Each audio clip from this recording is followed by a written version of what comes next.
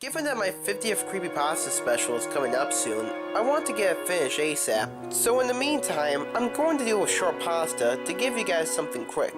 With this pasta, I don't know how to feel about it. I mean, we have yet another pasta about someone looking human and turning out to be a monster. Given that this apparently happened in 1972, you would think that the newspapers would be talking about it the next day, but we get nothing. It makes you wonder what the monster's deal was in the pasta anyway. I mean, why do you go to an enclosed location like a hospital and only attack as they try to restrain you? Wouldn't it make more sense just to eat and kill people at the beginning of the story? Also, the I am God line is reused here from Sonic EXE. Or maybe it's the other way around. I don't know. Despite this short story is at least interesting and a good 4-minute time waster.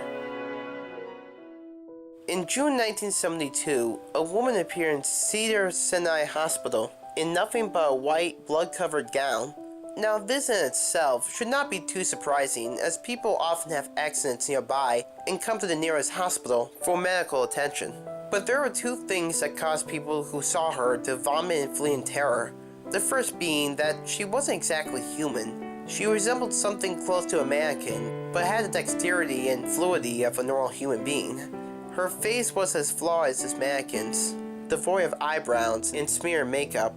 There was a kitten clamped in her jaws so unnaturally tight that no teeth could be seen, and the blood was still squirting out over her gown and onto the floor. She then pulled it out of her mouth, tossed it aside, and collapsed.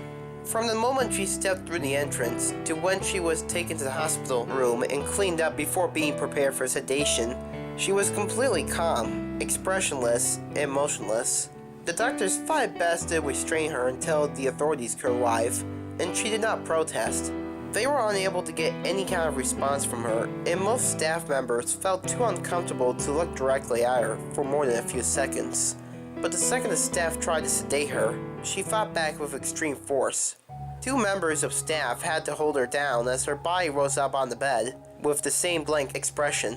She turned her emotionless eyes towards the male doctor and did something unusual. She smiled. As she did, the female doctor screamed and let go out of shock. In the woman's mouth were not human teeth, but long sharp spikes. Too long for her mouth to close fully without causing any damage. The male doctor stared back at her for a moment before asking, "What the hell are you?" She cracked her neck down to her shoulder to observe him, still smiling. There was a long pause. The security had been alerted and could be heard coming down the hallway. As he heard them approach, she darted forward, sinking her teeth into the front of his throat, ripping out his jugular and letting him fall to the floor, gasping for air as he choked on his own blood. She stood up and leaned over him, her face coming dangerously close to his as the light faded from his eyes. She leaned closer and whispered in his ear, "I am God." The doctor's eyes filled with fear as he watched her calmly walk away to greet the security men.